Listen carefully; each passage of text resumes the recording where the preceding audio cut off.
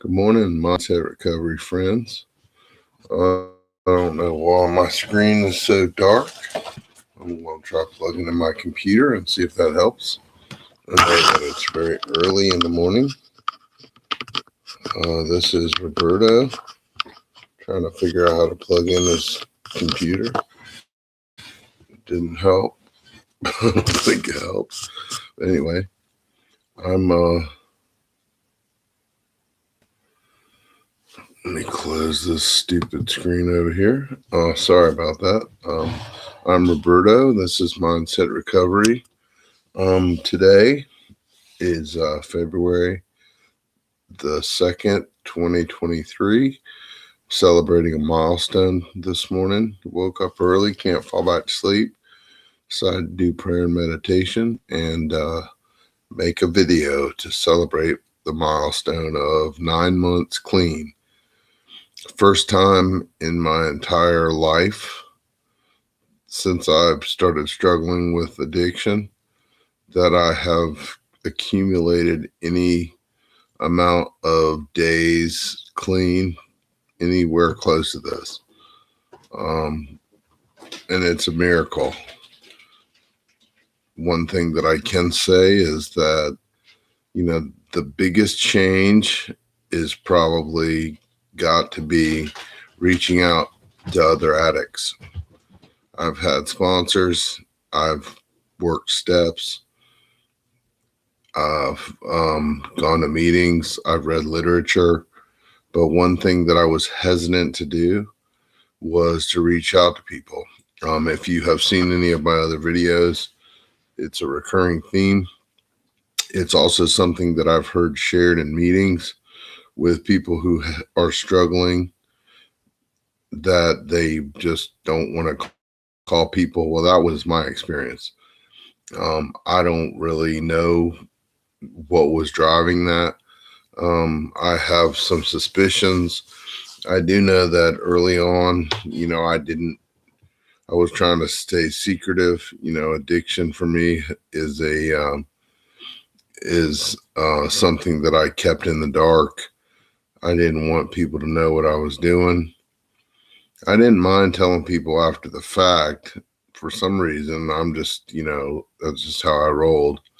I'd come clean with people after the fact. I'd go back to a meeting and share about it and pick up another key tag or whatever. But as far as in the moment when I was struggling, I made excuses. They're not going to be able to help me.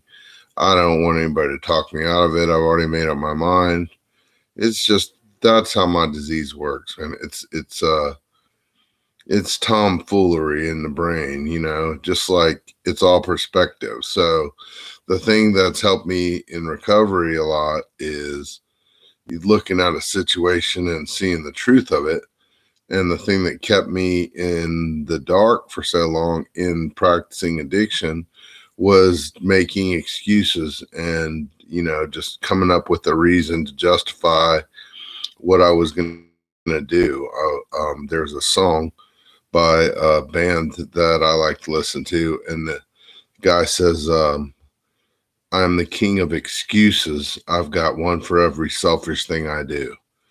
And I really relate to that because, that definitely has applied to my life over the years. I had the best reasons to justify, outrageous behavior. And, I was only hurting myself, but, I thought that I was getting away with something because I was different than everybody else, smarter than everybody else, whatever the excuse is. But anyway, I've gone off on a rabbit trail here. The best thing that I did for my recovery was when I learned to start calling people when I was having a hard time. And so, one of my big excuses in early attempts was, I had to be able to get in touch with my sponsor. And you know what? Sponsors have lives. And my sponsor is really good about calling me back, but he is a busy guy, and that's been my experience with the multitudinous sponsors that I have had in the past. They can't always answer the phone. They're not at your beck and call. And because, me in active addiction, especially, very selfish, world, rotates around me. Don't you know who I am? I mean, not those literal words might not have come out of my mouth, but looking back, if they just knew who I was, they would have been paying more attention to me or whatever. Just self-seeking behavior. One of my big character defects that I have struggled with. But I realized now that, maybe the sponsor will not be the only person to call. Maybe I need to have more people in my network. So early on, my sponsor, I talked to him every day, and I still reach out to him and talk to him every day, at least by text. Usually he calls me back. We might play phone tag, but in very early successful recovery, in the first 90 days, I ended up talking to a lot of other addicts in the program. I mean, I had, my go-to guys that I knew I could get in touch with, because my time of struggling, was always, I liked to party after, 10 o'clock at night. So, 10 to midnight was white knuckle time for me. And, not everybody's awake at that time. Not everybody's phone is on at that time. But I had a couple of people who, that was their deal. They were up at that time. And, I'd call them and they really helped me. One guy in particular, he has a lot more clean time than me. Super cool guy.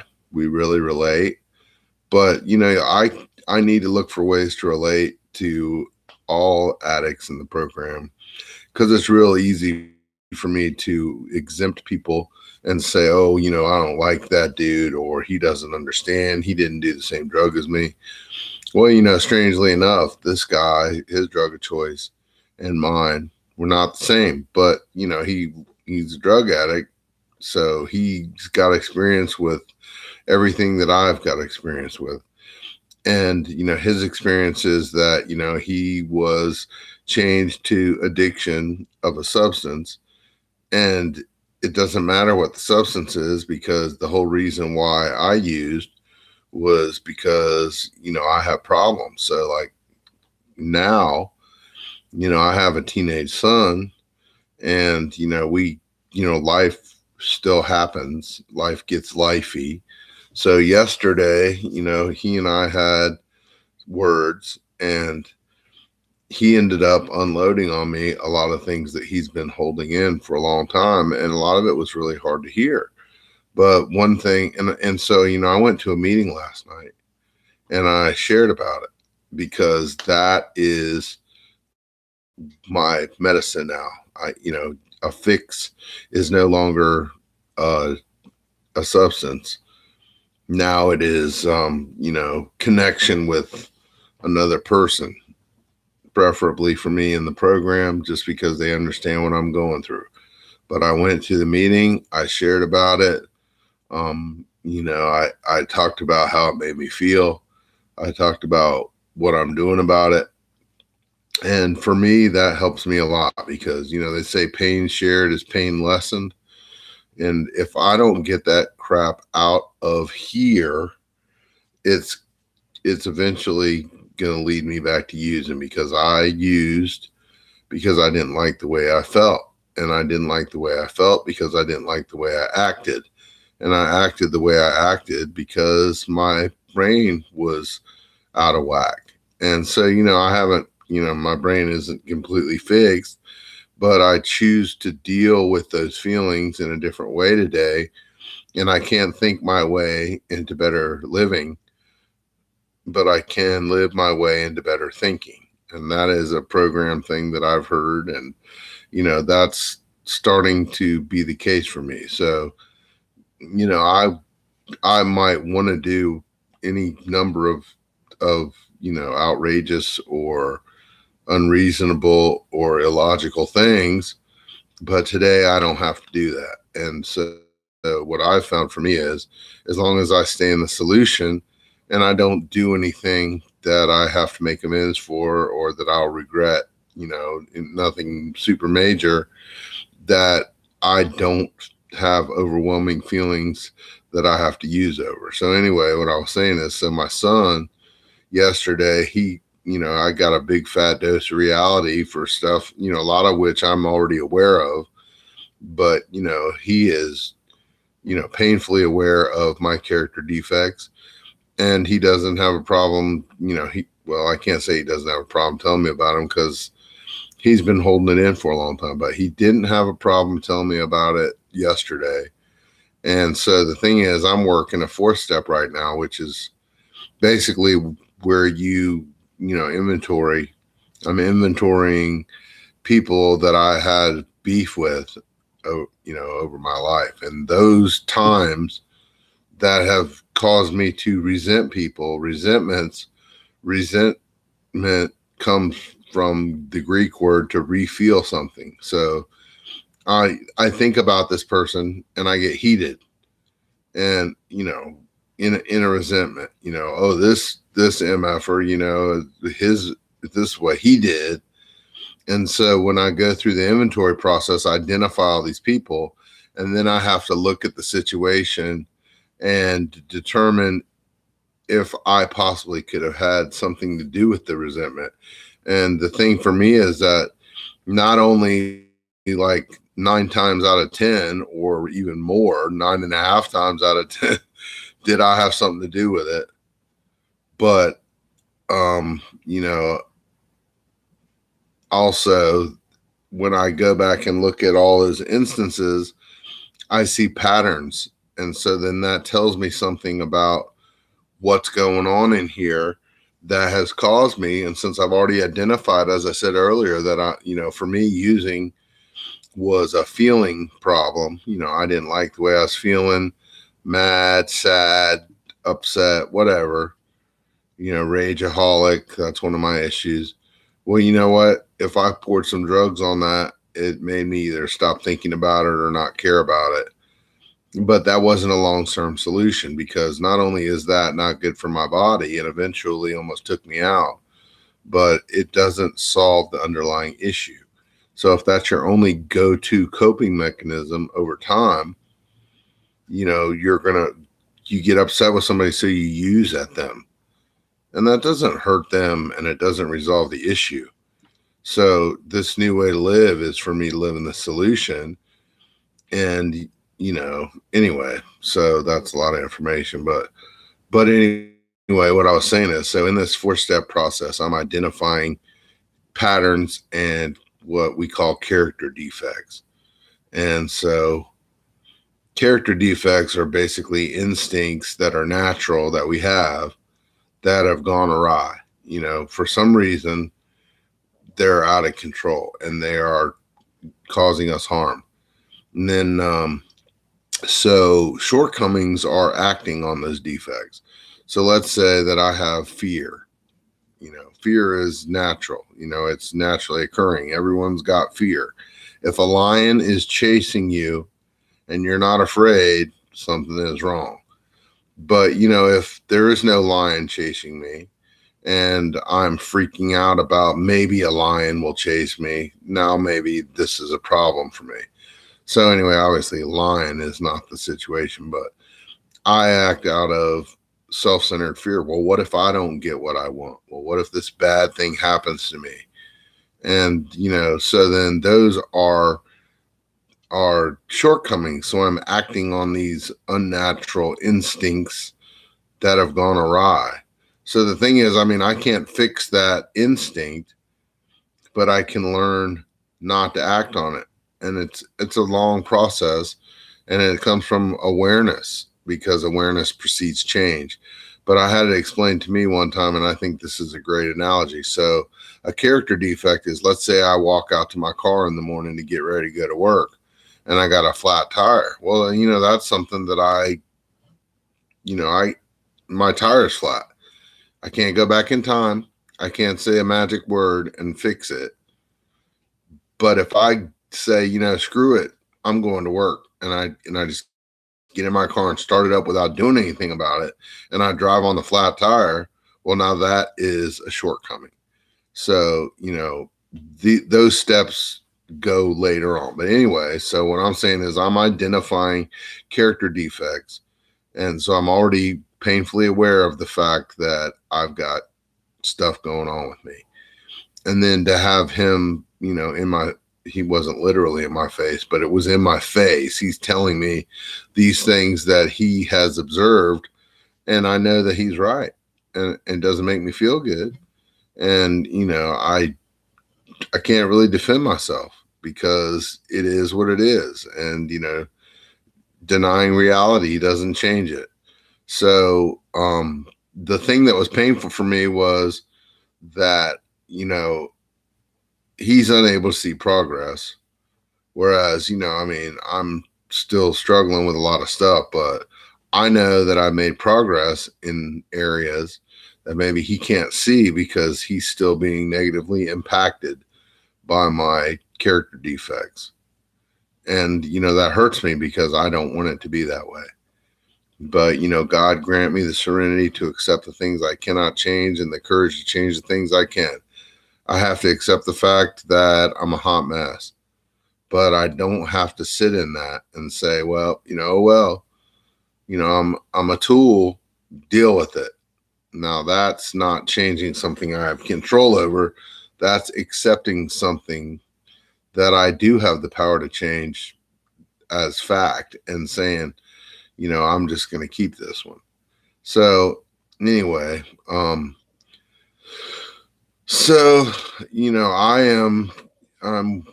working hard to try to, build a conscious contact with my higher power so that I can be aware of these things and gain the power to do something about it, because I know my higher power's will is not for me to hurt myself or other people. And, I am powerless. But if I can tap into the higher power that NA talks about, which it's not any particular higher power, it's just something out there that is all powerful to me and has my best interest in mind and loves me and wants to help me and knows that I'm fallible and is like, yeah, okay, you got stuff you're dealing with, but guess what? I'm going to point out to you the things that we're going to work on, and I'm going to help you with that. And so open-mindedness and willingness, those are spiritual principles. Honesty. If I say, hey, what, this is not a problem, then I'm not being honest. And if I say, this is a problem, I don't know what to do about it, but I got people in the program that say, hey, you know what, I got X number of years clean, and this is something that I've struggled with, and this helped me. I need to be open-minded to listen to what they have to say. Take what you need, leave the rest. If they're in left field and they're telling you something that you don't think is makes sense, and it's pretty irrational, well then maybe you just don't need to do that. But in all reality, for me, I think that a lot of stuff was irrational. When I was very new, maybe, hey, I don't think that's the way I want to do it. Well, I need to be open-minded to the fact that maybe somebody that's got 10 years clean knows a little bit more about staying clean than I do, and at least pay attention to what they say.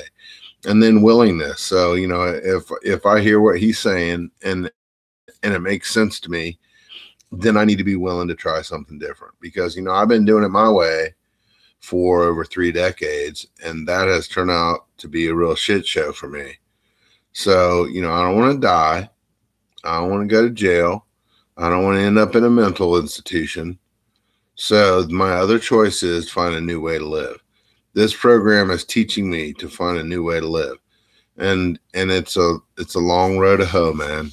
It's a lifelong journey because I am all kinds of foobar, but this program is helping me accept that. Something that I heard yesterday was, I've always heard you can't give away what you don't have. Well, I haven't ever known how to love myself. I thought I did, but really I was just self-centered and greedy, and I just wanted what I wanted. And I thought I loved myself, but no, I was just putting myself first. So this program has given me a relationship with a higher power who loves me and shows me how to reciprocate that love to him and to myself. And then once I learn to love myself, then I can love other people. And now, I have heard things to that effect, a lot in the program. But yesterday I finally heard it. The light bulb went on. Doesn't mean that I have the answer and I know what to do all the time, but I do realize that I haven't been able to give love. My brain, I've got, intimacy to me was something that is not really intimacy. Just because you're doing the dirty with somebody does not mean you're being intimate with them. The world would have you to believe that. But, I don't know if you've experienced it, but, as I have used that as a way to connect with other people, and it doesn't work for me. You have to have the intimacy, and then that works. That's how that was designed in my belief system.